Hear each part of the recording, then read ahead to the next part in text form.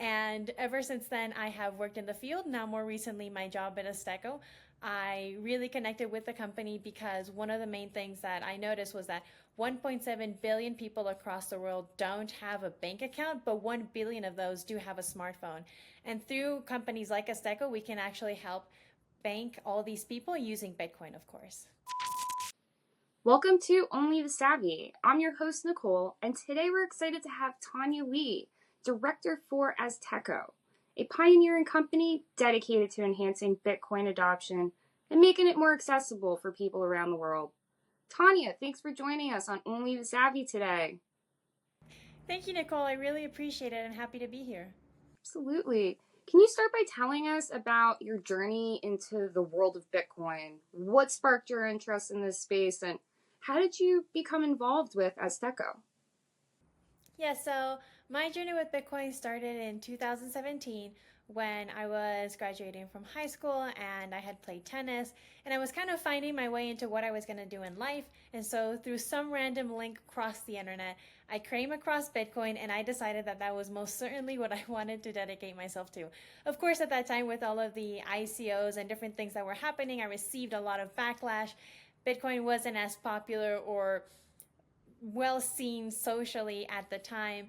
And so it was a bit of a battle in that sense. However, I had the unconditional support from my parents, so I thank them very much for that. And ever since then, I have worked in the field. Now, more recently, my job at Azteco. I really connected with the company because one of the main things that I noticed was that 1.7 billion people across the world don't have a bank account, but 1 billion of those do have a smartphone. And through companies like Azteco, we can actually help bank all these people using Bitcoin, of course. Wow, that is quite fascinating. As someone who's been in this space for a while, can you tell us more about some of the most significant changes you've seen in Bitcoin adoption, especially over the past years? Yeah, so I think that before the technology was not good enough necessarily, or there wasn't attention from the media in order to put the right money in the right people's pockets in order to make it easy and accessible. And that's something that now Azteco has simplified.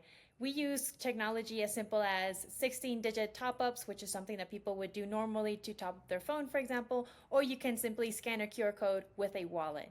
This is something that would have been inaccessible maybe in 2017 that we have now simplified. So making sure that the product is very simple, much like when you buy a phone that you simply turn it on and then it works.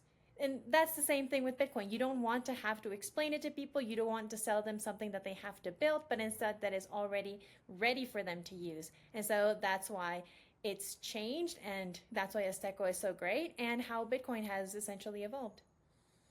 Wow, that's amazing. How do you think Azteco has contributed to this growth? I think that one of the most important things that we have done is how we have decided to implement our education. I think a lot of the times too much education is focused on how much Bitcoin can improve someone's life instead of showing them a real life use case. So we love sharing stories. Stories are everything to us. People who can show how they use Bitcoin in their day-to-day lives, use it to send, save, or spend on a daily basis. We have stories from people who might have not had many resources when they grew up, and so they're in difficult situations, to people who had an excess of resources maybe and are trying to send money internationally from one place to another. Wires are uncomfortable, they take a lot of time, and Bitcoin simplify that. So we have a big range of all kind of use cases, and we think that when we're able to tell a story, people are able to connect. And when they're able to connect and see how it serves them rather than trying to explain why the technology is so good, is something that has made Azteco really great. I can't wait until we jump into some of these stories that you can share with the audience, because it definitely will highlight what Azteco is doing right now. So I'm excited for that. But before we jump into those stories, Azteco is known for its innovation, its innovative approach to making Bitcoin more accessible. Can you walk us through some of the ways that Azteco is working to drive adoption? Yes, and it's again tied to education. So let's take electricity, for example. When we use electricity, we don't necessarily think of Nikola Tesla, or a 3 year old doesn't think of Nikola Tesla when it turns on and off a light switch. It's just simple and it works. Bitcoin has to be simplified to that point. It can't just be every time, hey, let's talk about Satoshi Nakamoto. This is why Bitcoin is so amazing because there's no board of directors, there's no people involved, there's no PR team. It's just something that works and it's amazing. And there's just too much emphasis on talking about Bitcoin or talking about how the electricity is done or how the light bulb is built. And instead, we should simply take a step back, stop talking about it, and stop doing it. When we start doing it, we start using it like a light switch on and off every day. And nobody has to really ask questions. It's just intuitive and it makes sense. And it's integrated to every kind of person's lives every day. Then that's when we know we've made it in Bitcoin, because that's exactly how Bitcoin should be used. And that's what we aim to do as a company. In order to innovate more in the future, it's actually simplifying, not making it more difficult. Beautiful response, Tanya. I can't agree more with you. The more we simplify this, I think the more people will start to gravitate towards it, right? So, what are some of the key challenges that you are trying to solve right now at Azteco? Sometimes it's misinformation because unfortunately we get a lot of people who have different kind of questions. So for example, if it's someone from the world of Bitcoin, they might say, well, what else does Azteco do other than sell Bitcoin as a gift card? And sometimes that's a bit of a funny question, and I say it because some of your audience might be more familiar with the subject. And it's actually that simple. It doesn't have anything additional to it. We're not a wallet, we're not an exchange, we're not something else other than just selling Bitcoin simply to people who can access it, whether that be in a retail store, at a supermarket, online. We really are just a gift card for Bitcoin. And that's something that I hope more people in the Bitcoin, crypto, Web3 ecosystem could understand. And it's that you can have a simple product versus if I spoke to someone who's not from this environment and I told them it's a gift card, they wouldn't ask questions. They wouldn't be saying, "Oh, can it fly? Can this gift card change colors?" Like you don't get all these questions, and it's something that I hope that us in the broader ecosystem can eventually evolve and say, "Okay, we can provide good simple products where we don't have to keep on building." And hopefully someone from other ecosystems in crypto and Web3 can also get to that point where it's you can make a product that is simple, accessible to other people, and you don't have to overly explain what else it does. It's just one simple solution. And if you can hyper focus on that solution, I think that you might be surprised at the good results that you can come from that. I believe that. One of the things that sets Azteco apart is its focus on the financial inclusion. Can you talk about why this is an important issue for you personally? How do you think that Azteco's work in this area can make a positive impact in people's lives? Absolutely. And I really like this question because I'm currently living in Mexico. And I'll give you an interesting number, and that is that 80%, about 80% of the transactions that are done from $30 or less are done in cash. This is a very cash based society. And so when you have a population that uses so much cash and you want to talk to people who maybe they don't have a bank account, maybe they're not the highest earners, maybe they sell across the street, they sell flowers, they sell tacos, they sell some kind of basic service, they don't necessarily have bank accounts. And for them, if they want to buy something, they want to pay you in cash. So if I told them, hey, you can come buy Bitcoin, but you have to use a card, immediately imagine the amount of population that you've missed. Yeah. And these are exactly the people you want to speak to. So in Mexico specifically, you can go pay by cash in places like Walmart, 7-Eleven, Farmacias del Ahorro, Sam's Club. I think we have almost like 20 different places where you can go and pay in person. And this is something that is so important. It's not even just like an ATM, because sometimes people say, well, where can I find the ATM? Is it reputable? Does it even have cash? I'm afraid there's no one there to speak to me. But if you go to one of these stores, you know the stores, you know there's someone there, you know it's safe, you know that it's a good service, and you're not gonna like almost be scared to go somewhere to try to do something that you found on the internet. You're going somewhere where you are very familiar to a product that is very safe. And so this feeling that people have from uncertainty to safety makes such a big difference, because when trying to speak to this population, they have problems already. They know they have things to do, they have busy lives. They're not necessarily trying to find out the newest, latest technology on X subject across the internet. They're just trying to get by on their day to day. And sometimes they don't even know they can buy as little Bitcoin as $10, $15. And it's very small amount that anyone could just go buy, pay by cash at a local store and have on their phone. So this is something that really spoke to me personally, that I'm very excited to bring to Mexico, throughout all of Latin America, and eventually, of course, across the globe. And I think that it's something that can be easily replicated in other places, because you can do supermarkets, retail stores, online, etc. Wow. So, jumping into some of these stories, I'd love to hear more about some of the success stories that have come out of Azteco's work. Are there any particular examples that stand out to you as demonstrating the potential of Bitcoin's adoption? Yes, and I want to switch to the other side of the spectrum. So we just spoke a little bit about the people who might not have good access to different kind of resources, but I want to jump now to people who say, "Well, I come from a first world country. I'm from the U.S. I'm from Europe. I've always had a bank account. When I was a little boy, I had my first card given by my parents." I want to speak to these people. If you're someone who's making a lot of money, you can take the case of Misha. He's one of the stories that we have of Azteco. He requested that his identity be protected, but it's a real story that we interviewed him, and he's someone from Russia. He moved to Dubai, and he has a business, and he has to pay a lot of people across the globe for their services, freelancers, but these are large amounts. They're paying $10,000 or more for some of these projects. It's very uncomfortable to move $10,000.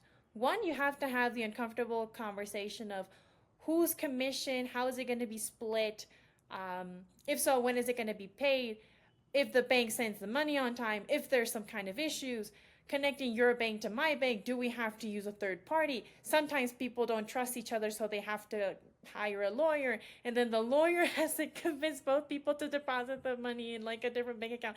It's this entire thing that goes back and forth, back and forth. Well, when you use Bitcoin, you can send very large amounts of money, and it's very simple. It's almost as simple as a text message. It's something that you can do immediately. It's something that you won't have to pay these egregious commissions. And it's something that you could do buying Azteco vouchers. You can buy up to $1,000 in Azteco vouchers because we are a gift card.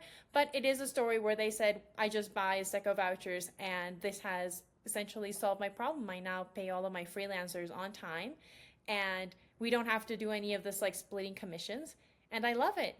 And so there you go. That's Misha from Russia who moved to Dubai. Wow, what an amazing story.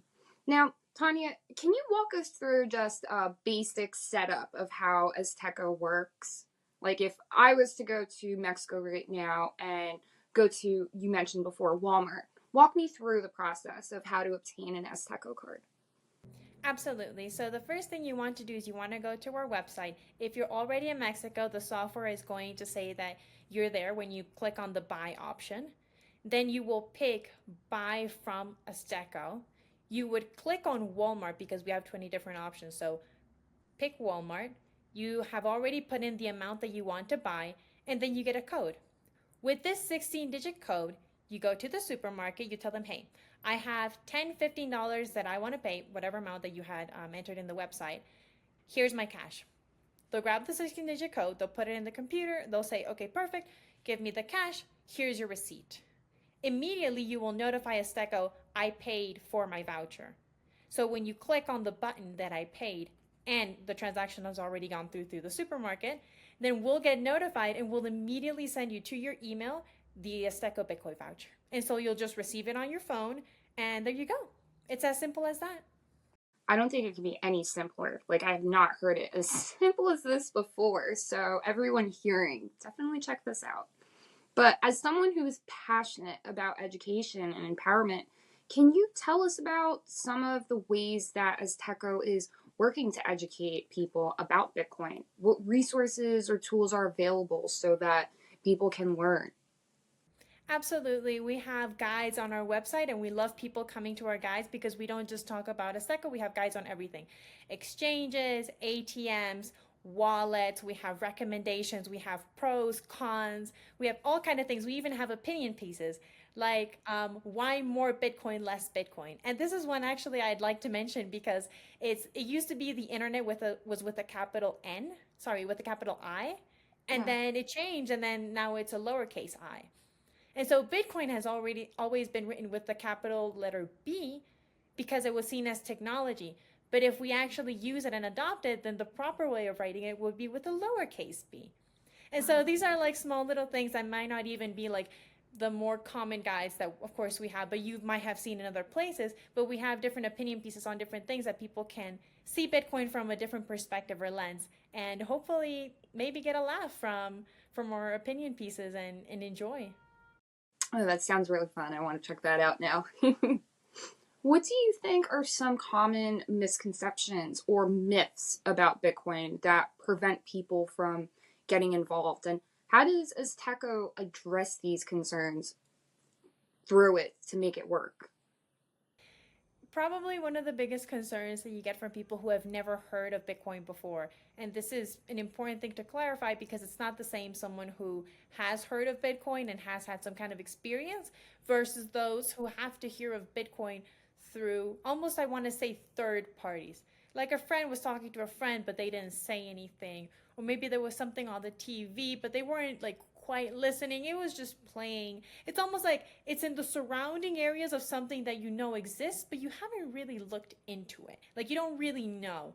But what you have heard has all been negative. And that's something that I want to clarify. Sometimes a lot of people, when they never heard of Bitcoin, there's obviously the fear of new technology, which is something innate in humans. But then there's the extra factor that they hear it from a negative standpoint in the first place.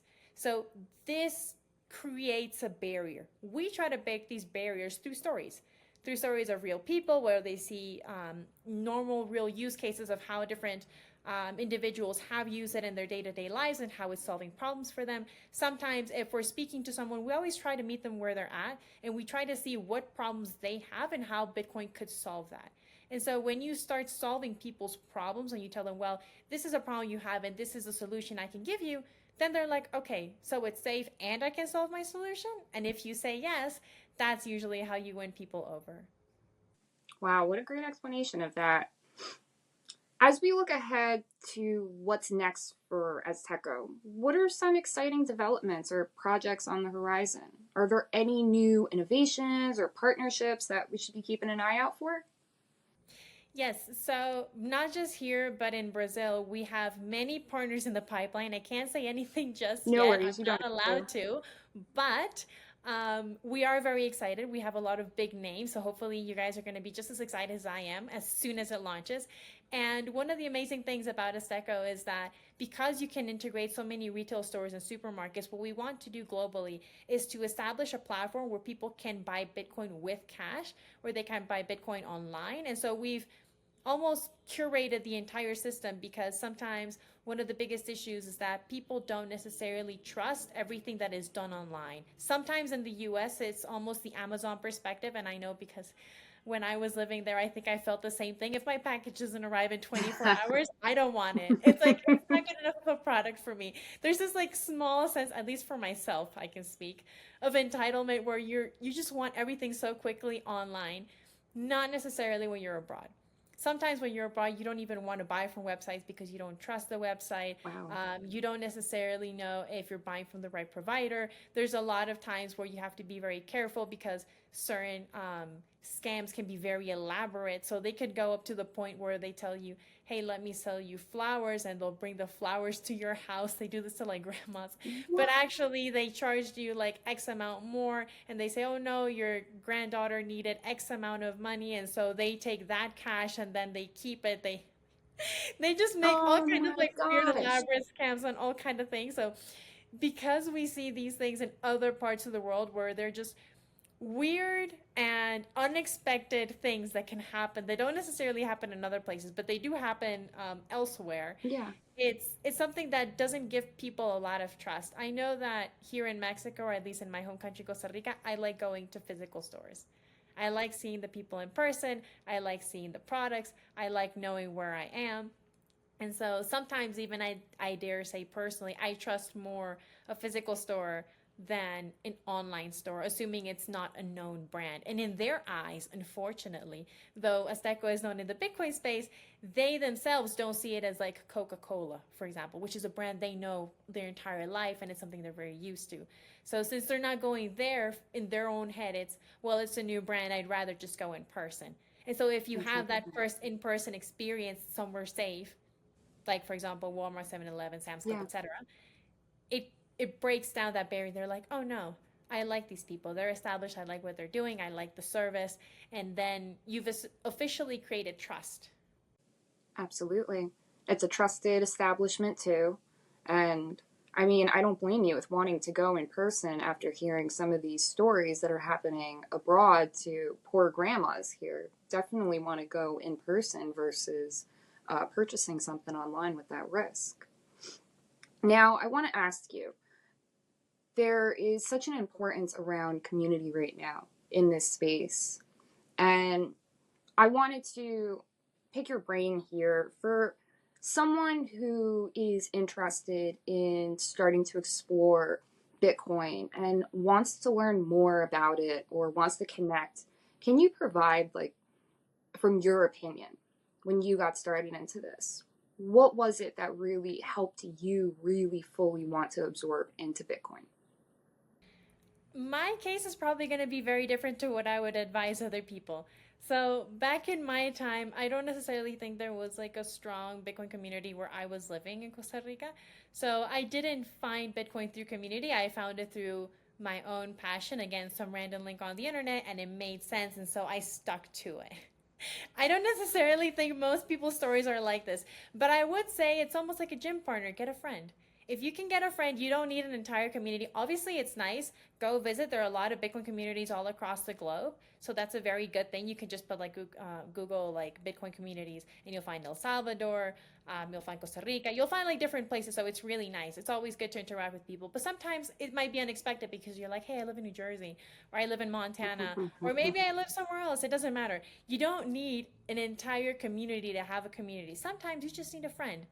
Get one of your friends involved. Tell them, hey, I found this. Let's explore it together. Sometimes that's all the motivation you need. Don't just keep it to yourself.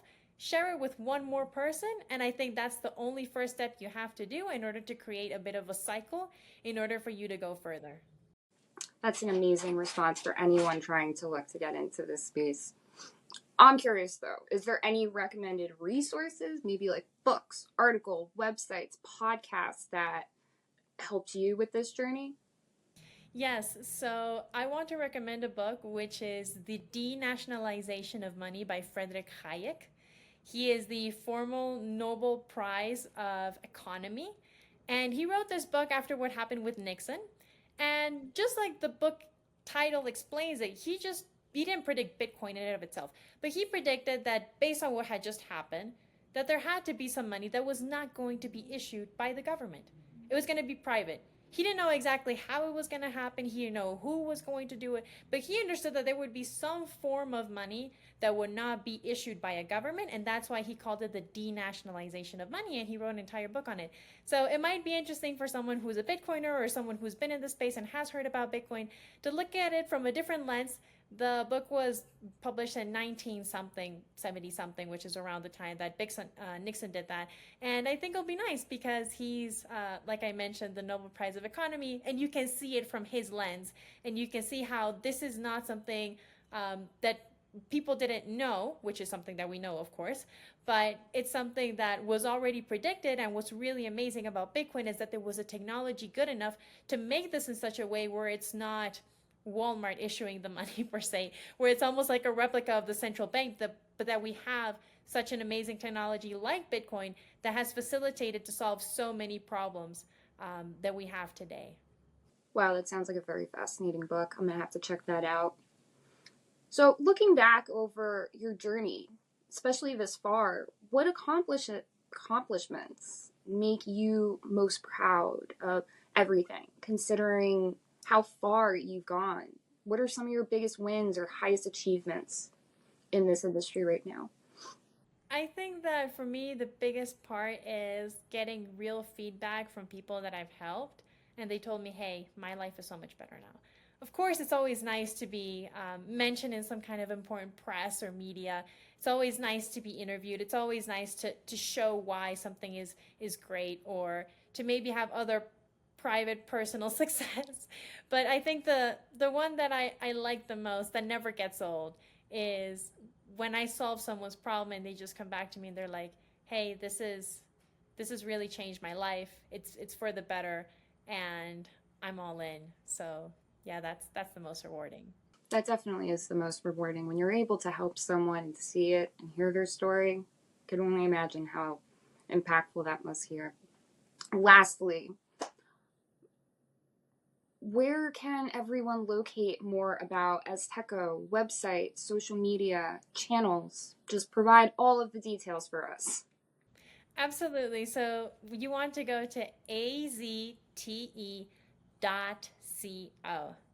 That is Azteco's website. Again, azte.co. And then from there, you can find other social medias. We're on Instagram, we're on Twitter, we're on LinkedIn, we're on TikTok. Just look for Azteco, you'll find us. But yeah, it's something really cool. Our website is in 3 languages, so don't worry. If you speak English, Spanish, or Portuguese, we have content for you. Beautiful, beautiful.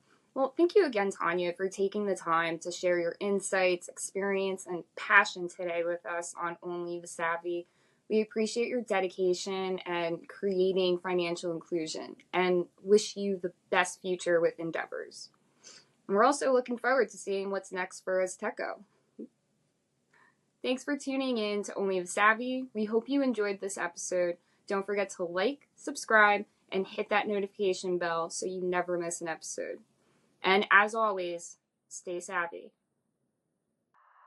SIM swap fraud is sweeping the globe, and your mobile security is at risk. Switch to Ifani and lock out SIM swap fraud and get the most elite mobile protection in the world. Ifani guarantees 100% protection from SIM swaps, backed by a $5 million insurance policy. Stay secure with reliable coverage, free international roaming, and unlimited data. Trust Ifani to keep your communications and assets secure. Get military-grade protection, 24/7 concierge service, and a hassle-free upgrade. Click the link below for $150 off.